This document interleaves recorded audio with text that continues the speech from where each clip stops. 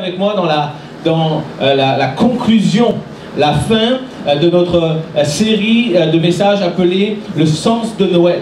Le sens de Noël n'est pas un sapin avec des guirlandes et des cadeaux aux pieds. Le sens de Noël n'est pas un monsieur habillé en rouge qui descend par des conduits de cheminée.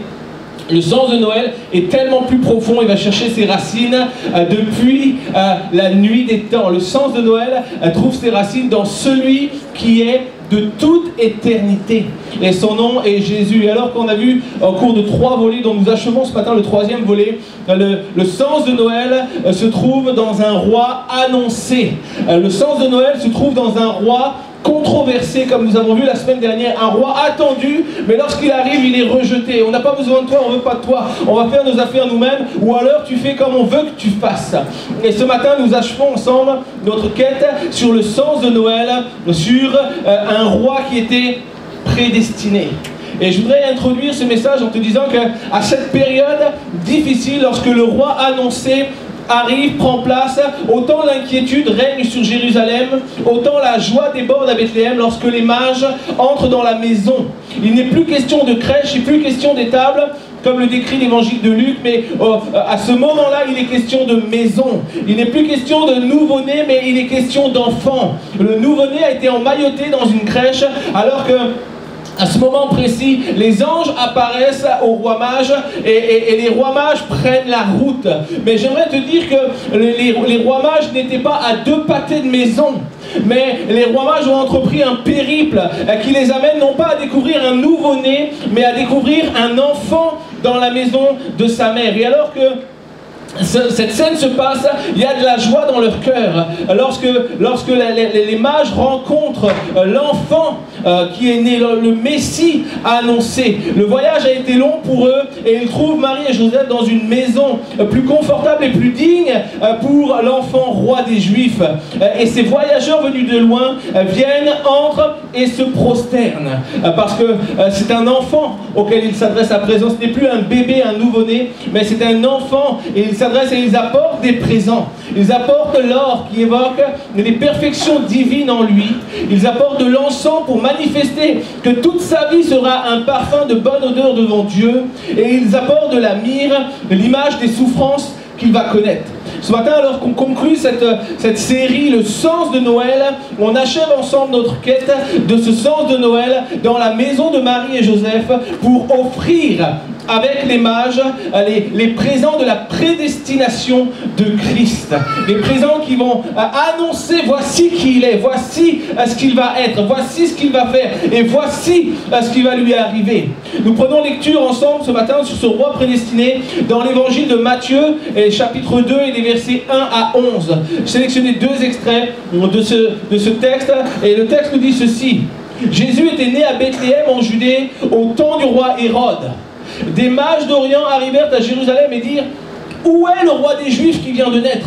Car nous avons vu son étoile en Orient et nous sommes venus l'adorer. » Un peu plus loin, le texte nous dit « Après avoir entendu le roi, ils partirent. Et voici l'étoile qu'ils avaient vue en Orient les précéder. Arrivée au-dessus du lieu où était le petit enfant, elle s'arrêta. À la vue de l'étoile, ils éprouvèrent une très grande joie. Ils entrèrent dans la maison, vinrent le petit enfant avec Marie, sa mère, se prosternèrent, l'adorèrent et ouvrirent ensuite leur trésor et offrirent en présent de l'or, de l'encens et de la myrrhe. Toute une symbolique au travers ces rois mages. Toute une symbolique qui prend place au travers ces cadeaux. Toute une symbolique qui démontre la dimension d'un roi prédestiné. D'un roi qui était déjà comme, dont le destin était totalement tracé. Voici qui il est, voici ce qu'il va devenir, et voici où il va aller. Ses disciples, ces mages viennent de loin. Ces mages se prosternent, ces mages l'adorent, ces mages se dépouillent pour lui offrir des présents de valeur. Et ces mages repartent par un autre chemin. J'aimerais te dire ce matin pour introduire que le sens de Noël n'est pas un sens commercial. Le sens de Noël n'est pas un sens marketing. Le sens de Noël n'était pas non plus un coup de buzz. n'était pas un coup de pub personnel.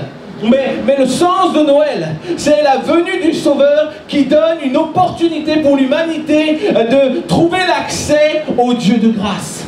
Voici le sens de Noël. Il est né, l'enfant qui va établir un royaume de paix. Et on voit dans cette démarche, on voit les présents de la prédestination. Il est venu sous une forme d'humanité, mais il demeure un roi de toute éternité. Il est le roi qui était annoncé et le roi qui est prédestiné. Il est premièrement prédestiné à rassembler. Il est prédestiné à rassembler, et à travers la venue commune de ces mages d'Orient, nous entrevoyons la volonté de Dieu de venir toucher chaque peuple et chaque nation. Les mages venus d'Orient n'étaient pas simplement trois copains qui gardaient des moutons dans un champ, mais les éléments qui nous sont rapportés sur ces mages nous montrent que c'était des mages de trois royaumes différents. Et probablement un venait d'Europe, un venait d'Inde ou d'Asie, et un autre venait d'Afrique. Et alors que ces mages sont là, c'est comme la symbolique, l'image du roi prédestiné pour rassembler les peuples, rassembler les nations autour d'un seul et même et vrai Dieu. Il est celui qui vient rassembler, il est celui qui vient toucher les peuples et les nations. C'est la vision d'un rassemblement des nations, mais c'est la vision d'un périple. Un périple d'abandon. Alors que les mages sont dans les champs, ils décident de laisser les brebis, ils décident de laisser les troupeaux pour entreprendre une marche vers le roi sauveur. C'est un périple d'abandon, mais c'est un périple de décision. Et il y a une décision qui est prise lorsque l'ange annonce « Voici, il vous est né dans la ville de David, un sauveur est arrivé ». Il y a une décision qui prend place dans leur cœur. Allons-nous aller rencontrer le sauveur? C'est un périple d'abandon, c'est un périple de décision. Mais c'est un périple de volonté. La volonté d'entreprendre un chemin parfois difficile. La volonté d'entreprendre un chemin vers l'inconnu. La volonté d'entreprendre un chemin qui peut-être, quelquefois, va être fatigant ou éprouvant. C'est un périple de volonté, mais c'est aussi un périple de, quatrième point, persévérance pour durer. C'est un périple de persévérance.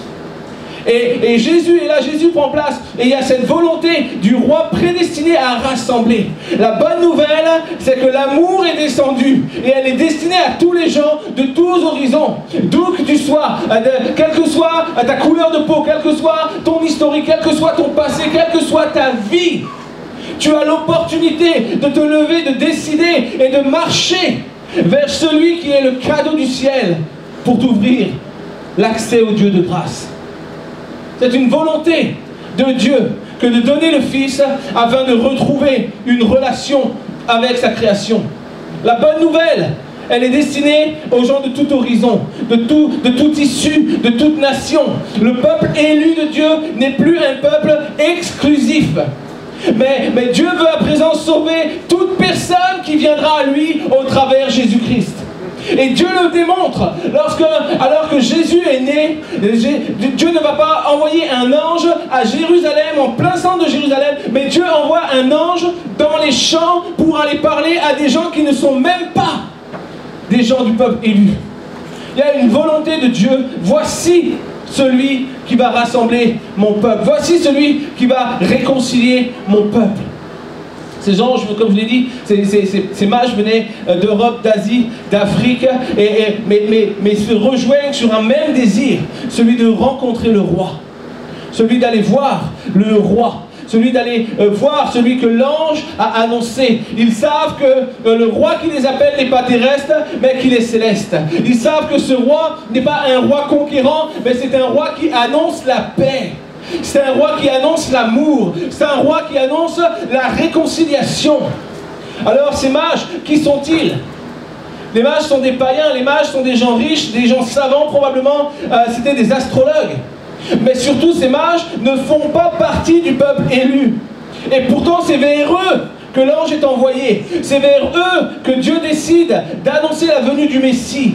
Il est le Messie, l'élu prédestiné à rassembler, l'élu prédestiné à réconcilier, l'élu prédestiné à accueillir tous les peuples de toutes les nations, sur toute la terre. Et ces mages sont clairement la représentation de tous les peuples et de tous ceux qui sont appelés à venir adorer Jésus. L'image de ces hommes de tout lieu qui répondent à l'appel. Ces images sont la manifestation du caractère universel du salut. Ton histoire ne t'empêche pas de voir Jésus. Ta vie ne t'empêche pas de voir Jésus. Tes péchés ne t'empêchent pas de voir Jésus. Ta situation personnelle ne t'empêche pas de voir Jésus. Mais lorsque tu es comme ces bergers à l'endroit de ta vie où tu te trouves aujourd'hui, dans l'environnement dans lequel tu te trouves, avec les relations que tu as, est-ce que tu vas désirer entreprendre ce périple d'abandon, périple de décision, périple de volonté, périple de persévérance pour durer dans le temps? J'irai, je marcherai vers celui qui peut amener la paix dans ma vie, celui qui peut amener la paix au milieu de mes souffrances, celui qui peut amener la paix au milieu de mon tourment. J'irai, je me lèverai et j'irai pour marcher. Parce que Dieu n'appelle pas une société élitiste, mais Dieu appelle tout homme qui décide de se repentir. Je décide que ma vie va cesser. Aujourd'hui, ma vie va changer. Mes difficultés vont cesser. Mon péché, je vais l'abandonner. Et je me lève et j'abandonne ce dans quoi je vis pour marcher et être rassemblé avec ceux qui ont accepté Jésus. Je crois dans la venue du roi prédestiné pour rassembler l'humanité. Il est prédestiné pour rassembler l'humanité dans sa présence, dans la présence du Père, mais il est aussi un Messie prédestiné à régner. Le Père de l'Église, comme Irénée, voyait dans l'or la reconnaissance de la royauté de Jésus. Et je crois que l'or est la symbolique de la royauté. Je crois que lorsqu'ils offrent l'or, ils manifestent « Voici, nous reconnaissons qui tu es. Et nous acceptons qui tu es. » L'or était quelque chose de rare et de tellement précieux dans l'Antiquité que c'était vraiment la symbolique de la puissance et du règne. Et les anciens parlaient de l'éclat de l'or sur les palais. Et l'or est cité comme 890 fois dans la Bible. Elle apparaît beaucoup au temps des patriarches, à la sortie d'Égypte, dans le séjour dans le désert, à la prise de Jéricho et dans de nombreux textes. Et particulièrement, l'or était, à travers toutes ces dynasties, l'or était le présent que l'on offrait systématiquement aux rois. Les rois recevaient l'or. Les rois étaient de ceux, c'était l'usage dans l'Antiquité, on offrait de l'or aux rois. Et alors que les mages arrivent d'Orient, alors que les mages s'arrêtent à Jérusalem pour adorer le roi des Juifs qui venait de naître, ils rencontrent le roi Hérode. Et alors commence à discuter, où est le roi des Juifs? C'est moi le roi. Non, nous parlons du roi des Juifs, celui qui vient naître, et l'or est entre leurs mains. Mais ils ne donneront pas l'or à ce roi terrestre. Ils garderont l'or pour le roi qui a été annoncé. J'aimerais te dire au travers ceci, je fais une brève parenthèse pour te dire que souvent nous donnons nos présents à des choses qui n'en valent pas la peine, à des choses que Dieu n'a pas instaurées. Nous donnons de notre temps, nous donnons de nos argents, nous donnons avec passion pour des choses que Dieu n'a pas souhaitées, que Dieu n'a pas instituées. Et nous pensons que nous faisons des bonnes œuvres. Mais je veux te dire ce matin que l'or était destiné pour le roi des rois, pour le Seigneur des seigneurs, celui que Dieu avait envoyé. Et alors qu'ils sont en présence du roi Hérode, non, ils ne donneront même pas une partie de l'or, mais nous garderons tout pour donner au roi des rois, pour donner à celui qui est de toute éternité. Nous croyons et nous reconnaissons cette parole qui a été annoncée. De toi, Bethléem, de toi sortira un dirigeant qui fera paître Israël, mon peuple. Nous venons pour rencontrer le roi annoncé par Michée. Ce prophète qui 700 années avant avait dit, voici ce qui va prendre place. Ils offrent à Jésus de l'or comme un présent royal à celui qui mérite la royauté. Ils offrent un présent, un cadeau qui annonce et qui honore le statut royal du roi des Juifs, le statut royal de Jésus-Christ. Il est un roi, fils du Dieu Tout-Puissant. Il est le roi, fils du Créateur de l'univers qu'il a envoyé sur la terre. Il est l'incarnation de Dieu sous forme humaine. Il ne vient pas établir un royaume terrestre, mais il vient établir un royaume céleste. Quelqu'un aurait dû dire Amen. Il vient pour établir un royaume céleste. Il vient pour établir un royaume dans lequel chacun a l'opportunité d'entrer. Tu peux déménager ta vie de misère, de difficultés, d'épreuves, de tourments, de peur, de honte, et emménager dans un royaume céleste, ouvert par Jésus-Christ, parce que Jésus est venu pour ouvrir la voie.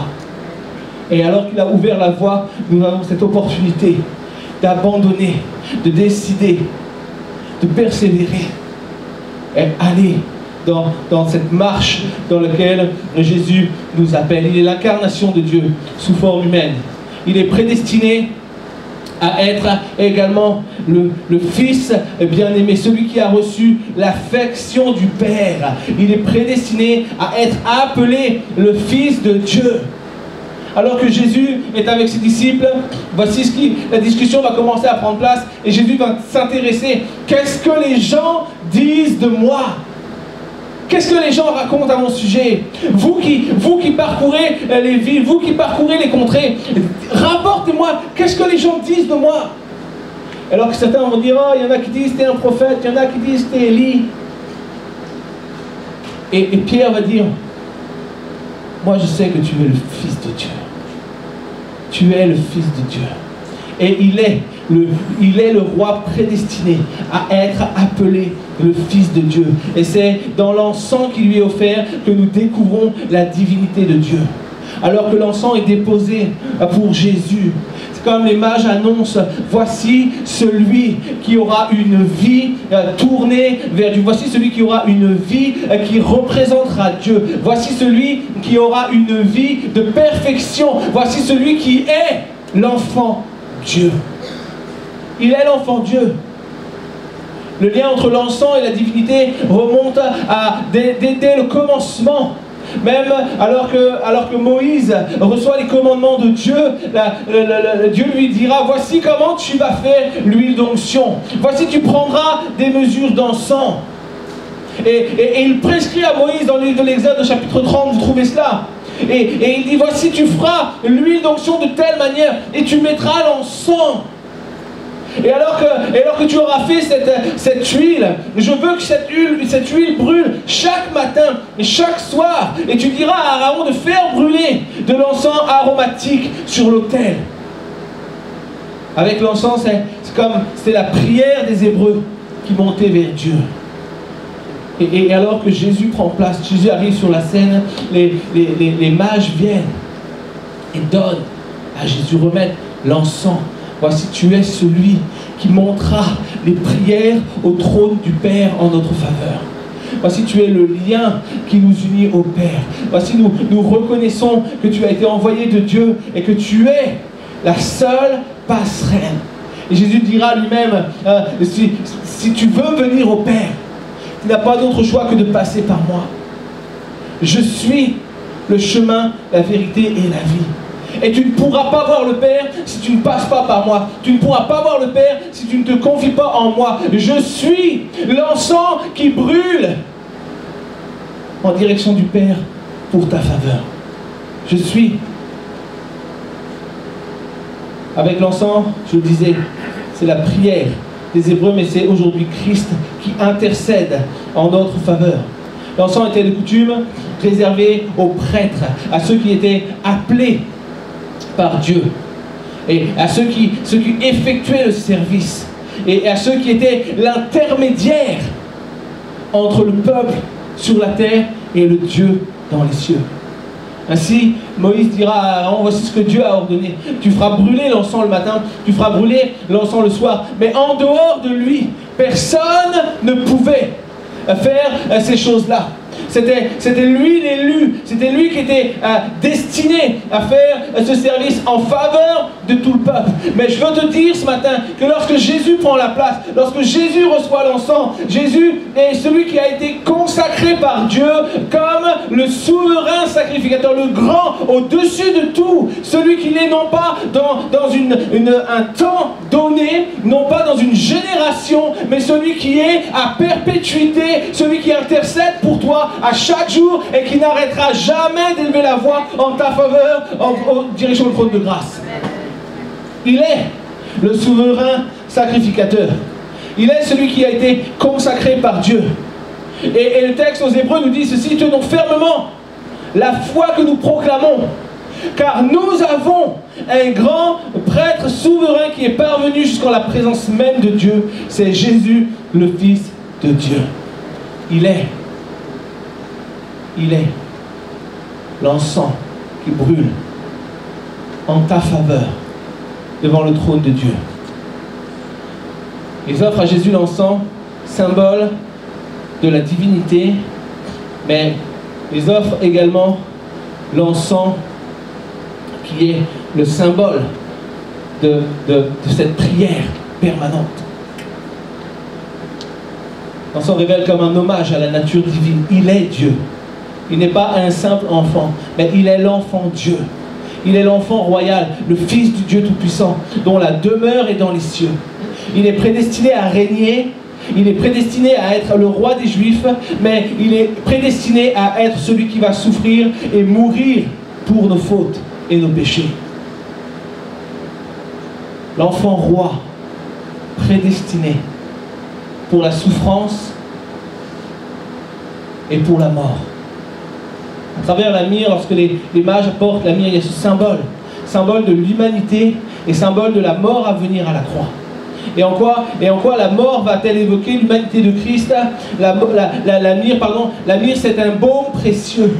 La myrrhe, c'est un produit qui était comme à base de résine, une résine qui était importée d'Arabie, et la myrrhe était utilisée pour les noces, particulièrement pour les noces et pour les ensevelissements. Et dans l'Ancien Testament, elle est citée nombreuses fois dans le Cantique des Cantiques. Elle est liée à l'amour de Dieu. Elle entre dans la composition, comme je le disais tout à l'heure aussi, de l'huile d'onction. Mais la myrrhe est aussi utilisée pour venir en aide aux suppliciés. Lorsque les gens étaient condamnés à mort, lorsque les gens étaient comme jugés et qu'on les mettait à mort, la myrrhe intervenait à ce moment-là, puisqu'on la mélangeait à du vin et elle donnait comme une vertu euphorisante. Et ce breuvage était proposé aux suppliciés afin d'atténuer les souffrances qu'ils enduraient. Jésus est encore qu'un enfant lorsqu'on lui offre la myrrhe. Lorsqu'on donne ce symbole, voici celui qui souffrira. Voici celui qui est appelé. Voici celui qui est appelé à grandir et à devenir un homme de douleur. Voici celui qui est appelé à venir porter les péchés du monde. Voici celui qui est amené à porter notre honte, nos fardeaux, nos douleurs, nos fautes et nos souffrances, nos péchés. Voici celui qui va les porter jusqu'au calvaire. Au travers de cela, c'est la prophétie du prophète Ésaïe qui prend place. Méprisé, abandonné, homme de douleur, habitué à la souffrance, semblable à celui de qui on se détourne. Il était méprisé et nous ne l'avons pas estimé. Voici au travers la myrrhe, celui qui va prendre mes souffrances. Et le texte nous dit, les récits bibliques nous disent que alors que les soldats romains le conduisent au lieu de Golgotha, à l'endroit même où il va être mis à mort, l'endroit où il va être crucifié, ils vont commencer à lui donner à boire du vin mêlé de myrrhe. Prends ça, tu sentiras moins tes souffrances. Mais alors que ce breuvage lui est donné, la Bible nous dit dans l'évangile de Marc que Jésus ne l'acceptera pas. Il ne le prie pas. Jésus refuse cette mixture. C'est comme Jésus déclare, vous me donnez ce breuvage comme un condamné à mort, comme un vulgaire condamné à mort, mais je ne prendrai pas cela, parce que je ne suis pas un simple condamné à mort. Je suis un élu envoyé. Je suis un émissaire. Je suis celui qui vient porter vos fautes. Je suis celui qui vient porter vos péchés. Je suis celui qui vient porter toutes les atrocités progrès que vous avez pu faire afin de vous ouvrir une voie. J'ai une mission et je veux rester lucide. Je veux rester les yeux fixés sur la mission que Dieu m'a donnée. Je veux rester lucide jusqu'à la fin, jusqu'à ce que ma mission soit complètement accomplie. Jésus déclare peut-être, vous pensez me juger et me condamner, mais c'est votre condamnation que je porte sur mes épaules. Vous pensez peut-être me mettre à mort, mais je suis la résurrection et la vie. La mort ne peut tenir en moi. Vous me crucifiez comme un citoyen de cette terre, mais je suis un roi dans le ciel. Vous ne savez pas qui je suis, mais bientôt vous le verrez, bientôt vous le réaliserez. Et j'aime ce texte de la croix, qui nous dit que, alors que Jésus expire, alors que la terre tremble, le voile se déchire, un des soldats qui était là déclare assurément, cet homme était le Fils de Dieu. Et les yeux commencent à s'ouvrir. Assurément, cet homme était le Fils de Dieu. Assurément, cet homme est allé au bout de son supplice. La myrrhe est offerte pour les suppliciés afin de soulager leur souffrance. Mais la myrrhe était également évoquée lorsqu'il y a des embaumements. Et la myrrhe est utilisée lorsque Jésus est mis dans son sépulcre après sa mort. Et dans ces deux cas, nous découvrons, tant au travers le supplice, tant au travers la sépulture, nous découvrons cette manière d'évoquer l'humanité de Christ, l'humanité d'évoquer ses souffrances et sa mort à la croix. Ils offrent à Jésus de la myrrhe comme un homme. Ici, la myrrhe honore la nature humaine de Jésus et annonce sa passion à venir. Voici celui qui va souffrir. Voici celui qui va porter mes fautes. Voici celui qui va ouvrir le chemin, mourir à la croix, afin que moi, je trouve la vie. C'est un roi qui est annoncé. C'est un roi qui est controversé. Et c'est un roi qui est prédestiné. Il est prédestiné. Prédestiné à rassembler. Prédestiné à régner. Prédestiné à être reconnu comme le Fils de Dieu. Et il est prédestiné à souffrir et à mourir. Pendant que j'invite les musiciens à venir sur la scène, je voudrais juste conclure ce message, cette série.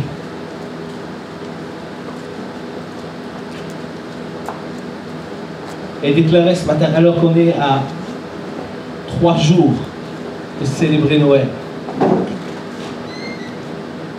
3 jours, dans 3 jours nous serons autour des tables. 3 jours nous aurons pour beaucoup des festins, des assiettes gargantuesques, des crises de foi dans les jours à venir.